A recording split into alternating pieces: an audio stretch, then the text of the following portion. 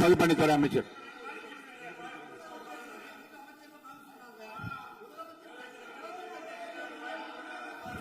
மாண்புமிகு பேரவைத் தலைவர் அவர்களே, திராவிட முன்னேற்ற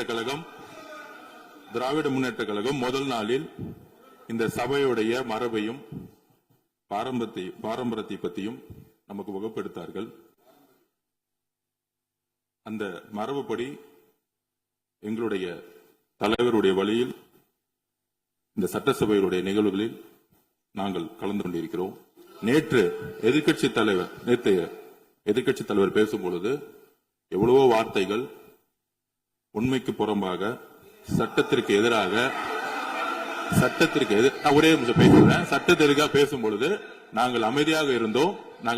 ஒரு 2-3 முறை தான் அவரு பேசும்போது மினிஸ்டர்கள் நின்னாங்க. ஆனா இன்னைக்கு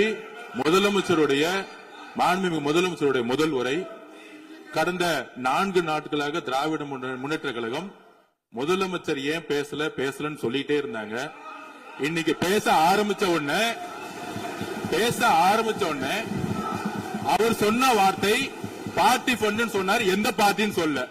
ஆனா அந்த வார்த்தைகள் சொல்லி முடிஞ்ச உடனே எதற்காக முதலமைச்சருடைய பேச்ச இவங்க குறுக்கிறாங்கன்னு தெரியல. நீங்கள் சொன்னது மாதிரி முதலமைச்சர் பேச வேண்டும். பேசிய பின்பு கருத்துகளுக்கு பதிலளிக்க அவர்கள் பதிலளிக்கும், நாங்களும் பதிலளிக்க தயாராக இருக்கிறது பதிவு பண்றோம்.